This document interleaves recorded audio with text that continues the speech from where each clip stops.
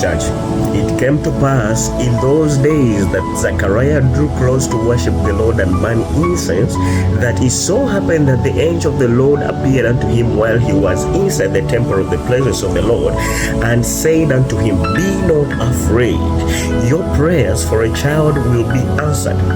And eventually, that was the John the Baptist we see, who came and prepared the way for the Lord our Master, who is our Savior. And now, church, man is a creature of the presence of the Lord. If there be any business you must do, strive that it be done in the presence of the Lord, otherwise woe unto you. That is why the King David made it a point to always cry unto the Lord, My Lord, I just want to be where you are, dwelling in your presence, my Lord. I don't want to worship you from afar.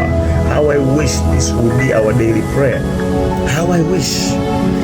See, the angel appeared unto Zechariah while he was in the temple on the right side of the altar of incense, a position of power and a position of authority and a position of honor. But the congregation was outside praying at the time. Oh, how many of you have continued to watch your fellow believers drawing closer to the Lord in the presence of the altar to worship, but you cannot even discern that you are worshiping from outside, from afar.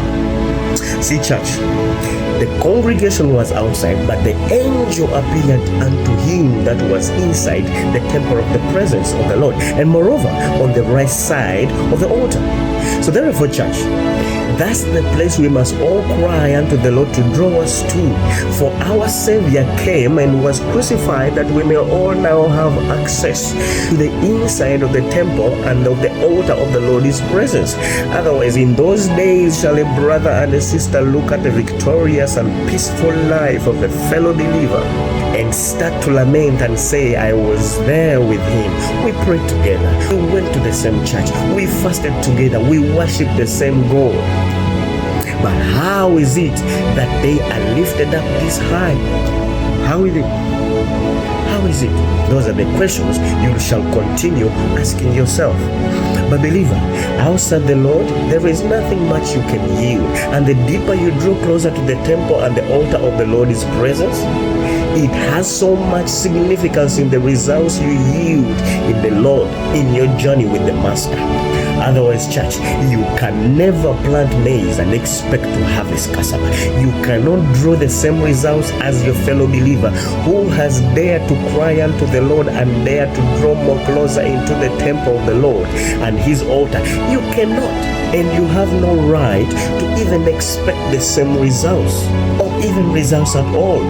That is why the Lord lifted up Elijah in a vision and showed him one who measured 1,000 cubits of river waters that flowed from the temple until it was a river he could not cross. But even then, he dared to step into the mall, and the river took him and drew him to places where he saw that wherever the river passed, all that was dead was brought back to life, and the land that was dead was healed. The water started from ankle deep to the knee deep to waist deep till it was a river he could not cross. This is a very representation of the believer's journey in the Lord, and the depth you choose to experience or to walk with the Master, that determines the results you yield. I hope you understand this from today. So I pray that you and me will choose from this day to dare to step into the mall in the Lord, that we may cry unto the Lord to draw us closer to where he is, inside his temple and altar, and on the right hand side, which is indeed a position of honor and of power and of authority, that we may always do business from there, live our marriages from there, experience our careers from there, do our ministries from there.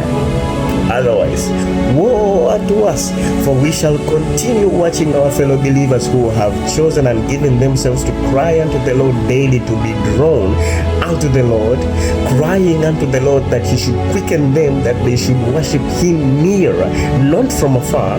And we who are playing religion, playing casual, we shall continue to see them becoming fruitful forests, to see them becoming the planting of the Lord, and we shall be left in the usual. And it's so sad that most of us are still living in the usual, and we are so comfortable in the usual. In the state of jealousy, we shall be drawn into, and we shall weep, we shall lament, and we shall gnash our teeth if we do not wake up to this reality that we need to dare into the more. And the Lord is calling us to the more. Otherwise, church, outside the Lord, nothing. That is why a man sang, I don't want to worship from afar.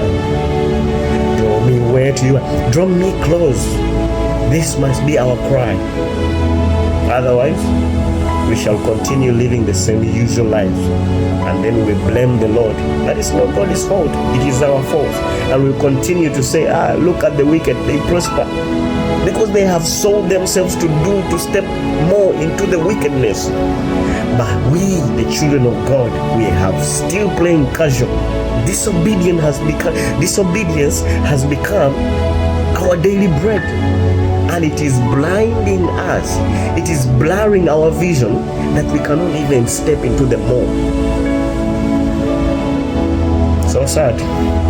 A church, stay blessed.